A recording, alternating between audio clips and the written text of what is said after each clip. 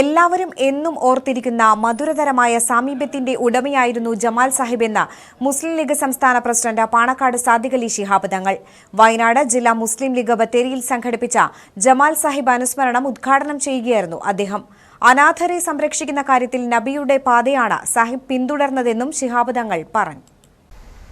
രാഷ്ട്രീയ സാമൂഹിക നേതാവ്, അനാഥ സംരക്ഷക പ്രവർത്തകൻ എന്നീ മേഖലകളിലെല്ലാം ആത്മാർത്ഥമായി പ്രവർത്തിക്കുകയും നീതിയുടെ പക്ഷത്ത് നിലയുറപ്പിക്കുകയും ചെയ്ത രാഷ്ട്രീയ നേതാവ് കൂടിയായിരുന്നു ജമാൽ സാഹിബ് എന്ന് സാദിഖ് അലി ശിഹാബ് തങ്ങൾ പറഞ്ഞു.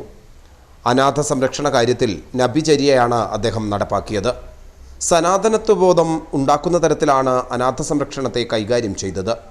പാർട്ടി പല പ്രതിസന്ധികളെ നേരിട്ട ഘട്ടത്തിൽ നേതൃത്വത്തിനൊപ്പം നിന്ന വ്യക്തിയായിരുന്നു അദ്ദേഹമെന്നും സാദിഖ് അലി ശിഹാബ് തങ്ങൾ പറഞ്ഞു.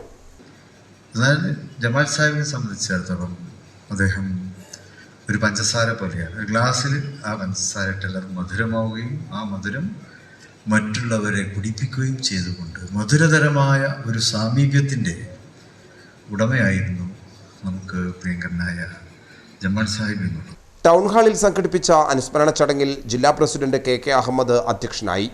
റാഷിദ് ഗസാലി മുഖ്യപ്രഭാഷണം നടത്തി.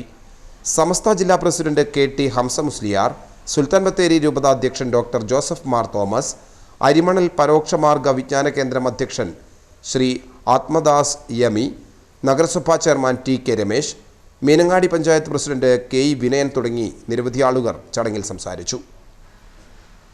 മലനാട് ന്യൂസ്, ബത്തേരി.